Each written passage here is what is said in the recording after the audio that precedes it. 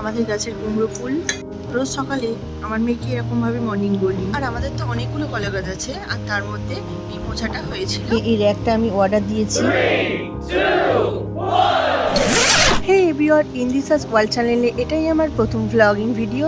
আশা করি সবাই ভালো আছে, সুস্থ আছে। এই চ্যানেলটা মূলত বানানো আমার মেয়ে ইন্দ্রিসার জন্য। এখন ও তো অনেক ছোট, সবে 4 মাস বয়স। তাই আমার রান্নাবান্না কাজকর্মের মাঝে মধ্যে আমার ইন্দ্রিসার অ্যাক্টিভিটিগুলো আপনাদের সামনে তুলে ধরবো। এখন আমি বানাচ্ছি আমাদের গাছের কুমড়ো ফুলের বড়া। ফুলগুলোকে আমি কুচো কুচো করে নিয়েছি। কুমড়ো ফুলের বড়া কে কে খেয়েছেন কমেন্টে জানাবেন কিন্তু। আপনারা কিভাবে কুমড়ো ফুলের বড়া বানান সেটাও কমেন্টে জানাবেন। যাই হোক, অনেকটাই বেলা হয়ে গেছে, ইন্দ্রিসার ওঠার সময় হয়ে গেছে। আমার ইন্দ্রিসা কিন্তু অনেকটাই শান্ত, রাত্রে একদম জ্বালায় না। যেমন রাত্রে ঘুমায় তেমন দিনেও জাগে। Good morning. রোজ সকালেই আমি এরকম ভাবে ওকে গুড মর্নিং বলি, আর ও কিন্তু এক গাল একটা মিষ্টি হাসি দেয়। আর আপনাদেরকে তো বলাই হলো না, আমার আরেকটা ছেলে আছে। আমার এক ছেলে এক মেয়ে, এদের নিয়ে আমার সংসার। অনেক বাচ্চারা আছে ঘুম থেকে উঠেই কাঁদে, আমার ইন্দ্রিসা কিন্তু ঘুম থেকে উঠে কাঁদে না। ও চুপ করে বাইরে চারিদিকে গালে আঙুল দিতে দিতে দেখে। ঘরে এরকম কেউ এলে তার দিকে একটা মিষ্টি হাসি। যাই হোক, ওকে আমি খাইয়ে দিয়েছি, তারপরে বারান্দায় নিয়ে চলে এসেছি।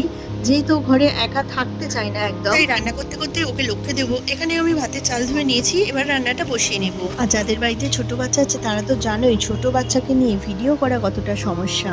আজ আমি ভাতের সাথে খুব বেশি কিছু করব না, যুক্তিফুল ভাজা, মাছের ঝাল আর চাটনি। আমার রান্না বান্না কমপ্লিট হয়ে গেছে। মেয়ের আমার স্নান হয়ে গেছে, ওইদিকে খেলা করুক, আমার ছেলেটাকে খাইয়ে দিই।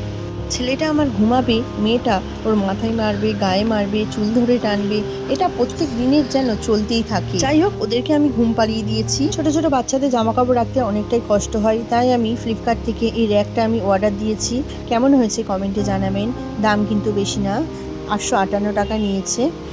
ফাইনালি আমার র্যাক রেডি হয়ে গেছে।